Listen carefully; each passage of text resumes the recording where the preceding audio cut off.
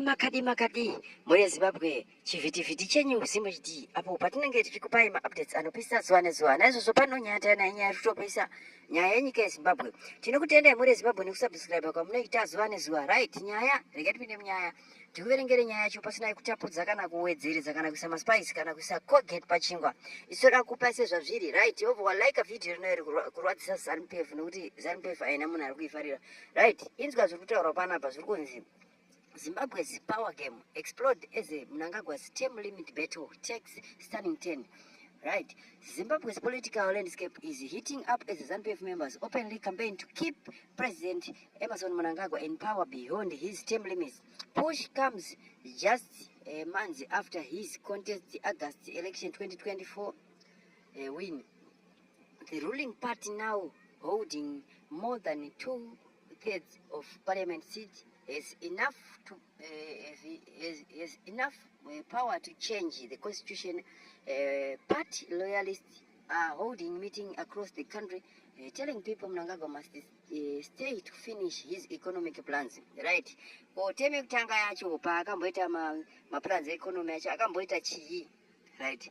Number 2, kubvira apinde chii chakachinja munyika yeZimbabwe. Chakachinjawo kudivira kanaka kana kuti zvakatoita down zvakatobva zvatoita worse.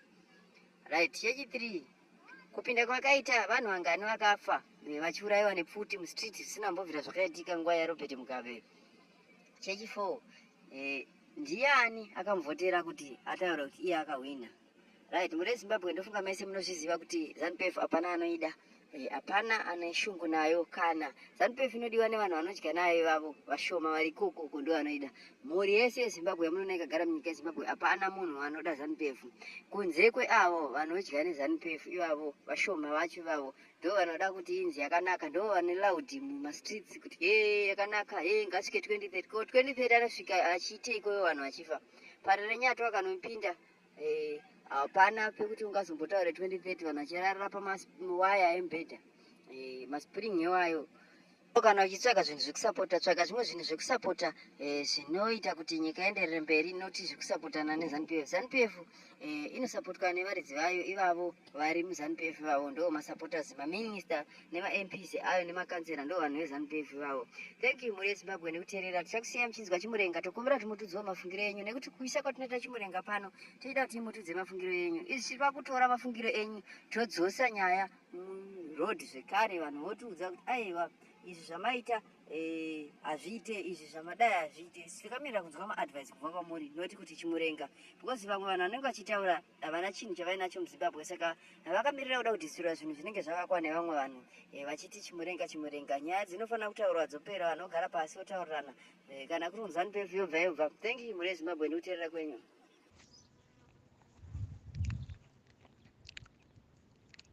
Chairman Jeff Judah Osana nestruggle yose ini ndinoti pamberi nokushinga, pamberi nokubatana.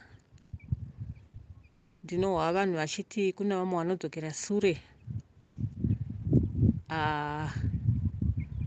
Vanhu vose vanodzokera sure, Mwari anenge asina kuti vaende muhondo iyi, vanenge vasina faniro nehondo.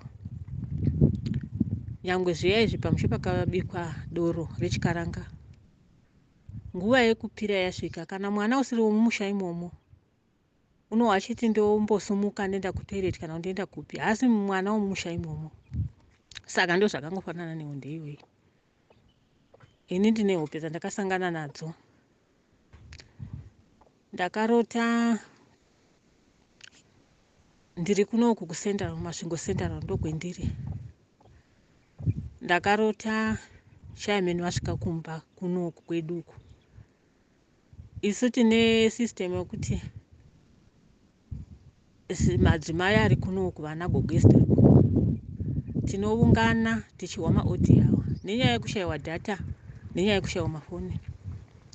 Saka ndakarota chairman wasvika kuno kumba, aita sekuti manheru tativete. Vasvika kudero chairman vakasvika ndokundizunungusa kundimuta tivete. Saka ndakasumuka ndobva ndagara pasi ndikati, ko uyu ndianiko? chizukuru changu nezvizukuru zvidoko zvinotova zvisikuno zviri pamutare, asi ndeo vakandidavidza zvikai, zvavari chairman chief youth usana. Ndikati chairman zvikai, ndikati saka vana baba namai vaziva here kuti chairman asvika kuno? Regai ndisimuke ndindovaudza kuti chairman vavuya. Saka ndakasimuka ndokufamba ndichibuda mumba ndichipinda mune imwe room ndichitarira vana baba namai. Ndakaona madonhedzi maviri emvura achidonha mumba imomo. Changa chiri chiratidzo chekunditaridza pashi kuti kunonaya. Ndobva ndacheuka pashi. Ndakaona pachinaya mvura yakanaka isingapenyi, isingatinhiri, isina mhepo, asi mvura yakanaka yetinoti isu vechikuru imvura yasekuru nambuya, kubvira mvura isina bopoto isina chimwe chinhu. Ndakafara ndikatenda. Saka vanhu musahla, vana vedu nevazukuru musahla, hondo inokundika iyi. Ndinokurudzira vana gogo tose kuti ngatinamate zvine simba sezvatiri kuita isu uno kusendara. Hatichina chimwe chetinotaura, vana ndovoronga, isu chedu kunamata. Ndatenda.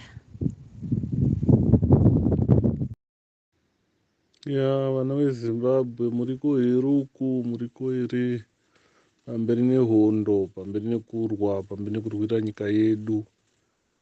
Muvengi wedu mukuru wetinaye izvozvi vamwe vanoti ndiMnangagwa. Haasi muvengi mukuru. Muvengi wetinaye mukuru ndiChamisa. ZANU-PF yakabika chinonzi chi1 day pana Chamisa. Ndechekuti wewo uchingobva kunozwa nekunohwirira kwacho chine chaibva neEast.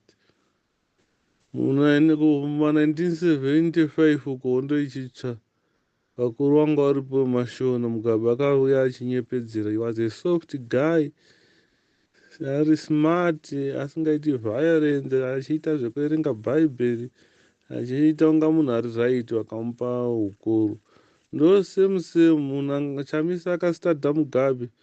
Mugabe apa munhu akambouraya achiti direct. Para munhu akambouraya direct, maoko ake anombobvira acheka munhu nebanga nobaya neputi kana udii. Aingotumana.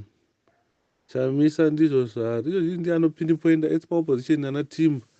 Tsvangirai kuti azopapaidzwa ndiChamisa. Pakaita connected Chamisa ndiye akamupa mukadzi wekuZANU-PF, friend yake Macheka. Vanhu poison ndogo yakabikirwa. Handifungi kuti yambobikirwa kumadzimba eZANU-PF. ZANU-PF yaingozoti takapedza kumaurora nemaZANU-PF achiti mambo ndokuita zvo, mukadzi akanaka uyu, matora uchi, iye semu. Unomuzwa achiswera achiita zvebhaibheri, but mwana wake chaiye haasomudzidzisa. Ngochana achisiya mwana wake achida kudzidzisa nyika yese. Itsotsi, mbavha, munyepe. Hakuna munhu unonyepera naChamisa. Zimbabwe mese pakapuwa contract kana kuti pakaita makwikwi ekunyepa, tichingovheta zvakanyepwa direct, anongopsvika. ZANU-PF pamwe chinomanikidzana, asi aizonyepera nemurume uyo wakati ataura naTrump kumasiya iwo tiriko, kuchakati tiriko, vamwe vanhu vachitozviteerera. Murume uyo wakasvipa zvekupedzisisa. Isusu tinoda kuti titore nyika yetiigadzire tiite zvakanaka. Vanhu vatakurwe, pumuhuriko, mabhazi 100, ndege chaidzo dzinofanira kutakura vana nevakadzi nevakaremara dzichiendesa kumusha. Vanhu vomboiswa mahotera, dzimba dzichiakwa. Tine mabhiridha akawanda ari muSouth Africa nekunana Botswana nedzimwe nyika.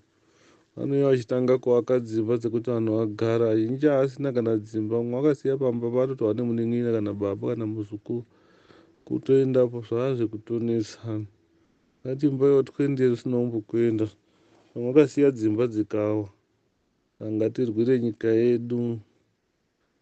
Toda kugadzira chiro chisati chambogadzirwa futi muAfrica kana muworld mese. MuZimbabwe confidence dzakaparadzwa nekushorwa, asi toda kuti dzidzoke. Toda kuti president wedu petomugadza toisa president afa akaenda kuimwe nyika, official offices. Kana aendawo ngendo hake zviya zvekuti wangoendawo kuzvifambira, asi zvenyika haaendi. unenge achizi purezidendi, vanomuda ndo vanozouya kuzimbabwe kuzomuona, ndokunozi kukosha. Kwete purezidendi waindi anopinda munzira kotsvagana. Sei anhu acho asingachama. Ambozoti Queen weBritain aingofamba famba kana Prince Charles, since akapinda king mambozwa vachizi abuda muSouth Africa. Hazviiti zviya, hazvitoiti. Ngatirwire nyika yedu, ngatirwe varume, musatya. ZANU-PF kwakazara mbwende uko. Mbwende dzinokumidza kuuraya, asi dzinoroweka zviri izi. Isusu vandikamukona Mozambique yazorongeka mai, pekuti angaita hovyo. Toda kurongeka zvoti petoipedza soka tarogarisika togadzira munhu wese muZimbabwe unokosha. Tiri munhu unozi purezidendi kana achikosha ndiani ungatoti anzi mwana mudoko wakarema mukadzi. Takafanana. Purezidendi akabarwa nemai nababa, saka anozokosheswa kupfuura mwana. Purezidendi achapuwa zvaanokodzera, munhu wese anofanira kupuwa zvaanokodzera: medication, education, shelter, water, clothes. Government inofanira kuita make sure kuti hakuna muZimbabwe unorara nenzara, hakuna muZimbabwe unofamba asina chekupfeka, hakuna muZimbabwe unoshaya utano, hakuna muZimbabwe unotadza pakuita zvinoita amwe anhu muhodhi uno. Ndo basic ichangishisa. Vanhu vanofanira kuhora dzimari. Mari inopurindwa kuti atati mari haierengwi pepa. Mari inoerengwa igoridhe, pfuma dzese dzinoerengwa, kwete kuerenga pepa. Vanhu vanopuwa chipepa chiya chichishandisa, chirarama. Rarai munyasha.